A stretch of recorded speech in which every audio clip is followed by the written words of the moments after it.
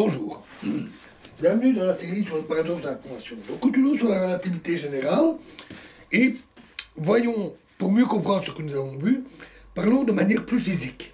Alors, le principe d'équivalence affirme que la masse inerte, celle du principe fondamental de la dynamique de Newton, qui relie une force appliquée à une masse donnant une certaine accélération de cette masse, est égale à la masse pesante, celle de la loi sur la gravitation.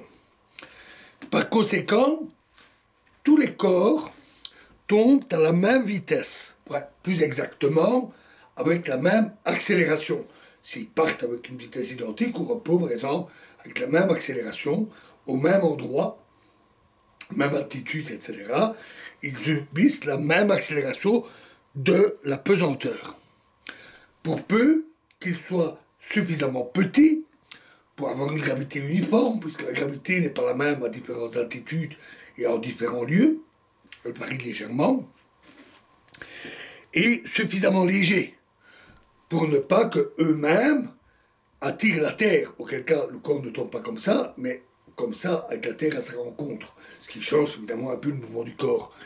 La Terre, elle est immense, c'est extrêmement lourd, donc ça concerne, sur Terre, des corps même de dizaines de milliers de tonnes, c'est toujours bon. Et aussi pour le peu qu'il n'y ait pas d'autres forces en jeu, par exemple les forces de frottement dans l'air. Une plume ou une graine d'érable ou encore un parachute ne tombent pas en chute libre. Il y a les forces dues à l'air qui les retiennent. Si l'on est dans un ascenseur qui est en chute libre, l'ascenseur tombe, le câble s'est rompu et on suppose qu'il n'y a pas de frein. Tous les ascenseurs sont équipés de freins mécaniques qui s'enclenchent spontanément. Et donc, tous les ascenseurs freinent. On peut imaginer un vieil ascenseur, comme ça avait été montré une fois dans une émission des Mythbusters. Un vieil ascenseur où il n'y a pas ses freins pour le ralentir. Le câble se rompt, l'ascenseur tombe comme une pierre. Alors, dans ce cas-là, dans l'ascenseur, on est en apesanteur. Et ce, jusqu'au crash final, en bas bien sûr, qui va relativement vite avec un ascenseur. Si dans l'ascenseur, on lâche son stylo, donc on lâche le stylo, celui-ci va tomber à la même vitesse que nous dans l'ascenseur et à la même vitesse que l'ascenseur, parce que tous ces corps tombent en chute libre. Et donc, puisqu'on tombe à la même vitesse, mais il va flotter à côté de nous. Et si on renverse de l'eau, l'eau tombant aussi à la même vitesse, elle va rester à flotter aussi, et à cause de la tension superficielle, elle va même former une boule.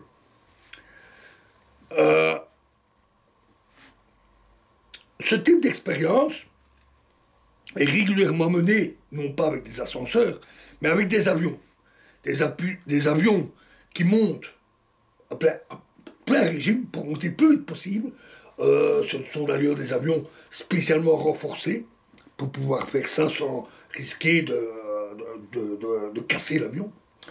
Ce sont des avions de type Boeing.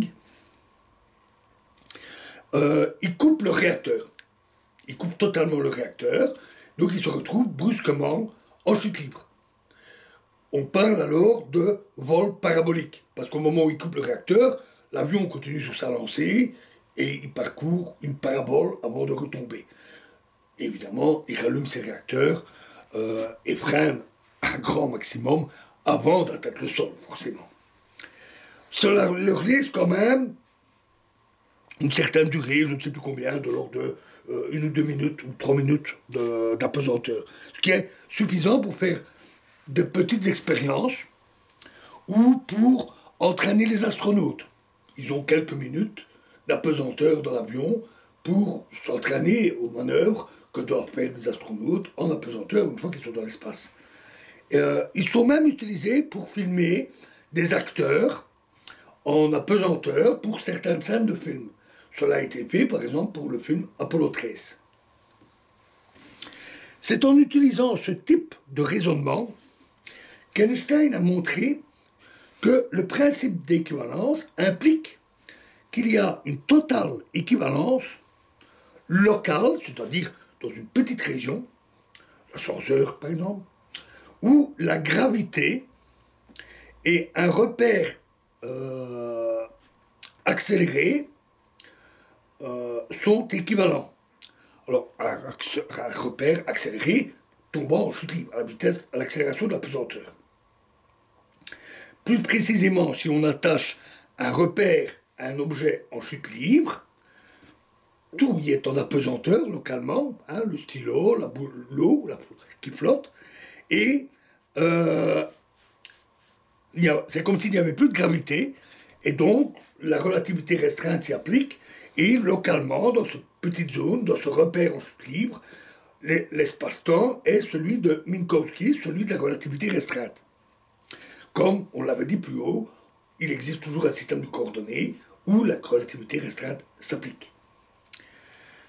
Alors ainsi, c'est dans une petite zone, donc on peut procéder de même façon en plusieurs endroits, et de proche en proche, et l'accélération de la pesanteur change légèrement de proche en proche, donc le repère à utiliser change de proche en proche, donc on a des petits bouts d'espace de Minkowski, un peu comme si pour une courbe on avait une tangente, et en plusieurs points on trace les tangentes, et par petits bouts on construit la courbe.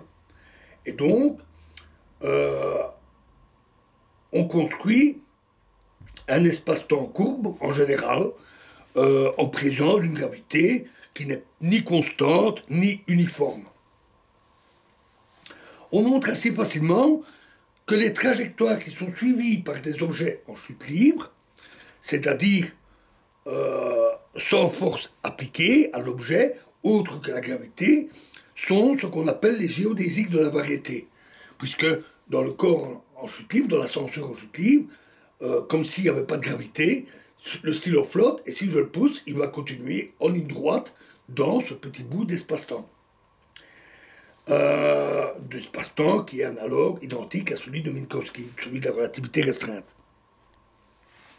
Et on montre que c'est équivalent au géodésique de la variété. Alors qu'est-ce que c'est? Ces géodésiques, c'est justement la généralisation des droites. Les droites qu'on retrouve dans les espaces sans courbure, l'espace de Minkowski, l'espace euclidien de la géométrie classique. Et de proche en proche, la juxtaposition de tous ces petits bouts de droite donne, comme l'espace-temps global est courbe, tous ces petits bouts de droite ajoutés les uns aux autres en ligne droite normalement, mais comme l'espace global est courbe, on obtient une courbe qui est la géodésique. Les géodésiques sont aussi le chemin le plus court entre deux points de l'espace-temps.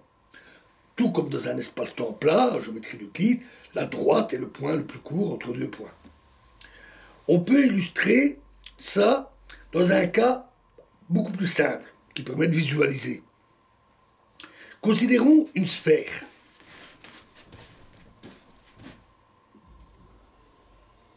Donc à nouveau, on considère la surface de la sphère, pas l'intérieur, juste la surface. Donc on a un espace courbe à deux dimensions.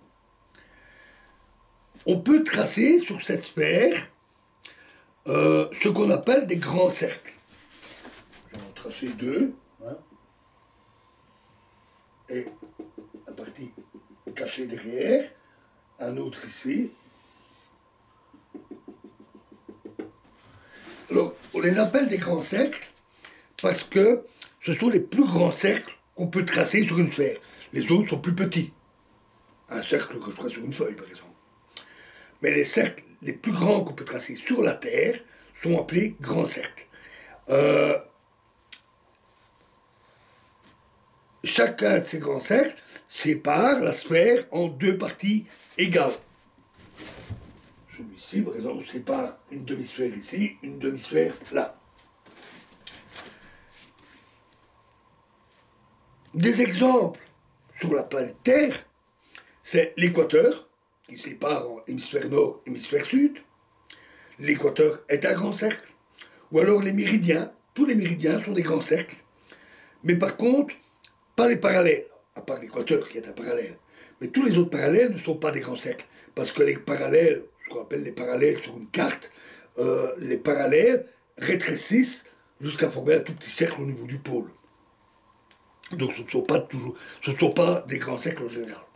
Mais les méridiens et l'équateur, oui. Et les grands cercles sont les géodésiques de la sphère, de la surface sphérique. Voilà, alors on décrira un peu les propriétés dans la prochaine vidéo. Je vous remercie.